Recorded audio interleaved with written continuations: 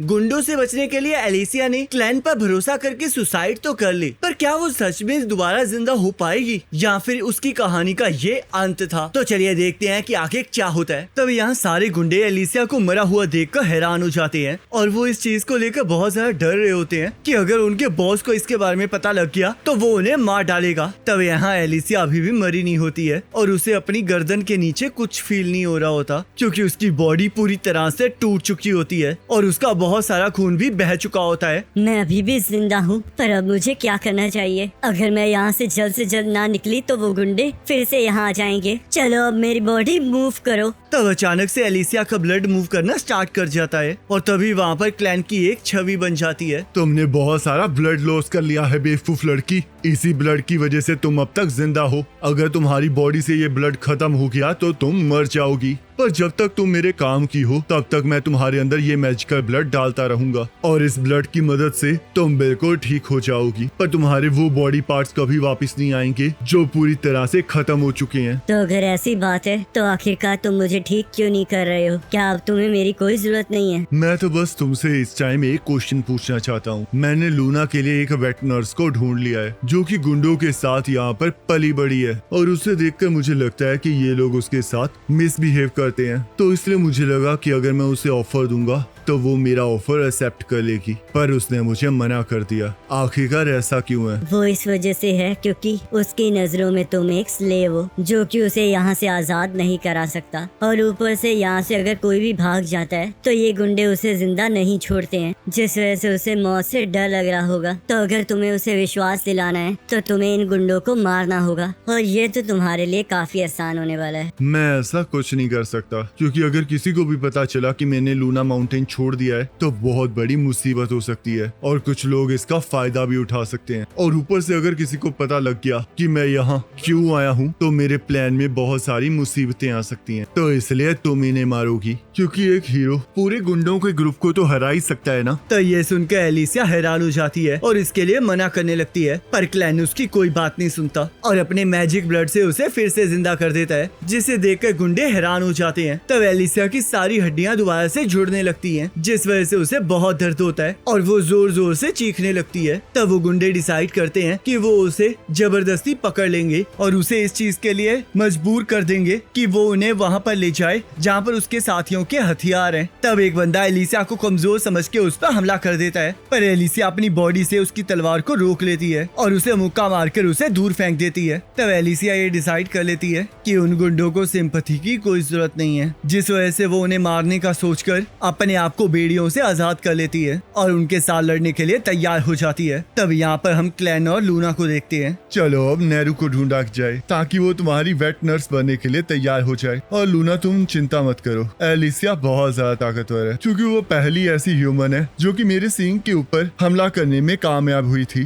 तब यहाँ नेरू वापस कारमे के पास चली जाती है, जहाँ कारमे को ये देखकर अच्छा लगता है कि नेरू अभी भी ठीक है और वो उसे किचन को क्लीन करने के लिए कहने लगती है। तब कारमी ये देखकर काफी ज्यादा हैरान होती है कि इतना मार खाने के बावजूद भी नेरू इतने अच्छे मूड में है, तो इसलिए वो उससे इस बात की वजह पूछने लगती है। सिस्टर, क्या तुम बाहर से आई हो? इससे तुम्हें क्या मतलब है? मैं यहीं पर पैदा हुई हूँ, जिस वजह से मैंने कभी भी बाहर की दुनिया नहीं देखी है, तो इसलिए मैं उसके बारे में जानना चाहती हूँ। तुम्हें मुझसे ये नहीं पूछना चाहिए, क्योंकि जो भी वुमेन यहाँ पर आती है उनके लिए बाहर की दुनिया में कोई जगह नहीं होती है। और आखिरकार तुम मुझसे ये अचानक से क्यों पूछ रही हो? क्या तुम यहाँ से बाहर जाना चाहती हो? तब नेहरू कहती है, ऐसी बात नहीं है, मैं तो बस ये सोच रही थी कि काश मैं बाहर जा पाऊँ, क्योंकि मैं जानना चाहती थी कि आखिरकार बाहर की दुनिया कैसी है। और आज मुझे ऐसा इसलिए लगा क्योंकि आज किसी ने मुझे बाहर जाने के लिए पूछा था। तब कारमी उसे थप्पड़ मारती है और कहती है, ऐसे सपने देखना बंद करो जहाँ पर लोगों को लगता है कि औरतों को अगवा किया जा सकता है, और जैसे ही वो औरतें उनके काम की नहीं रहती हैं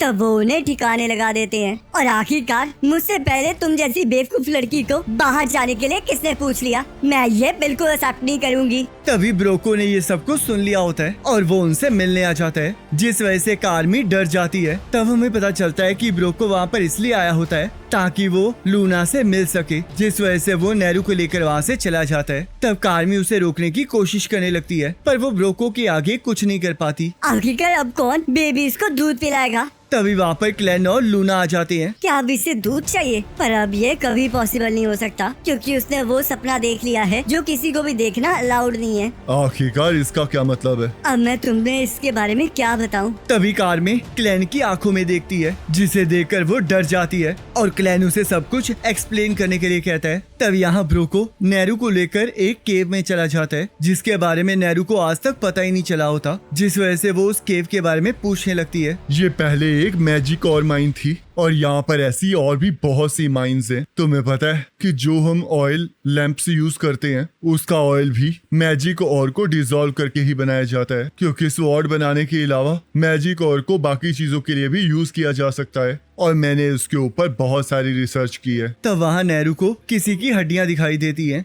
और तभी वहाँ पर अचानक से अंधेरा हो जाता है, जिस वजह से नेहरू डर जाती है और ब्रोको को लैंप जलाने के लिए कहती है। तब ब्रोको जैसे ही लैंप को जलाता है वैसे ही नेहरू के पीछे बैटी खड़ी होती है। तुम्हें पता है जो मैंने रिसर्च की है उसमें मैंने मैजिक और के पाउडर को बहुत से अलग अलग लिक्विड्स के साथ मिलाया है, जिस वजह से मैं डीमंस को कंट्रोल कर सकता हूँ। और ऊपर से आज तुमने हमें धोखा दिया है, तो इसलिए आज तुम बैटी का डिनर बनोगी। तब नेहरू वहाँ से भागने लगती है और बैटी उसे खाने के लिए उस पर हमला कर देती है। काश मैंने वो हाथ पकड़ लिया होता तो शायद मैं आज यहाँ से बच पाती। तभी उसे वहाँ पर लूना दिखाई देता है, जिस वजह से वो उससे माफी मांगने लगती है कि वो अब उसे दूध नहीं पिला पाएगी और बैटी उसे खा जाती है, जिस वजह से लूना रोने लगता है। रो मत लूना, शिकार बनना और शिकार करना दोनों एनिमल्स और ह्यूमंस की नेचर है और हम डीमंस भी बिल्कुल ऐसे ही हैं और यही रूल है, जिस वजह से हम नेहरू का मरना नहीं रोक पाए। पर मुझे ये समझ नहीं आ रहा कि ये ट्रोल जिसका गर्व बहुत ज्यादा होता है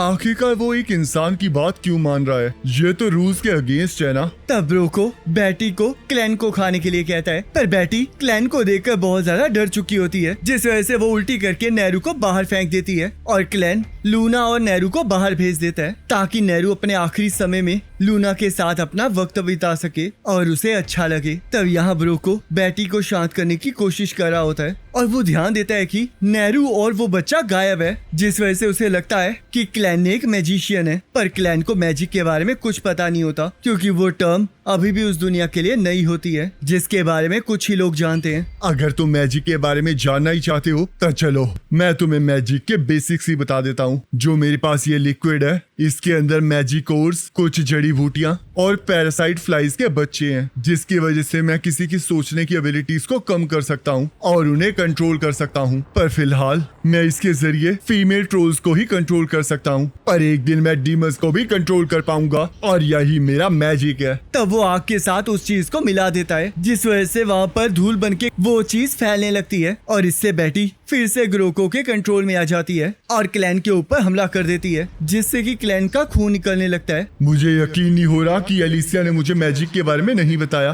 तब यहाँ एलिसिया एक एक करके उन गुंडों को मारने में लगी होती है और तभी हमें उसके बचपन का सीन दिखाया जाता है, जहाँ पर उसके फादर उसे तलवारबाजी सिखा रहे होते हैं और वो अपने फादर से पूछने लगती है कि आखिरकार वो ताकतवर तलवारबाज कैसे बने। अगर तुम्हें ताकतवर तलवारबाज बनना है तो तुम कभी भी हेजिटेट नहीं कर सकती, क्योंकि अगर तुम अपने अपोनेंट को मारने में हेजिटेट करोगी या फिर डर की वजह से हेजिटेट करोगी तो तुम्हारी तलवार की स्पीड और पावर कम हो जाएगी, जिस वजह से तुम उसे नहीं मार पाओगी। तो इसलिए अगर तुम्हें अपने दुश्मनों को मारना है तो तुम्हें बिना डरे आगे बढ़ना होगा। तब यहाँ गुंडों को एहसास हो जाता है कि एलिसिया कितनी ज्यादा ताकतवर है, पर तभी एक गुंडा उसकी तलवार को तोड़ देता है, जिस वजह से उसे एहसास हो जाता है कि वो इतने गुंडों का सामना अकेले नहीं कर सकती और अगर उसे उनका सामना करना है तो उसे एक अच्छी स्वॉर्ड चाहिए। और तभी वो ताकतवर तलवार को हासिल करने के लिए उस लेक की तरफ भागने लगती है जहाँ पर पुराने हीरो की तलवार होती है। तब सभी लोग उसका पीछा करने लगते हैं, जिस वजह से उन्हें लगने लगता है कि एलिसिया उसी लेक के अंदर जा रही है, पर उस लेक से पिछले 300 सालों से कोई भी जिंदा वापस नहीं आया होता है,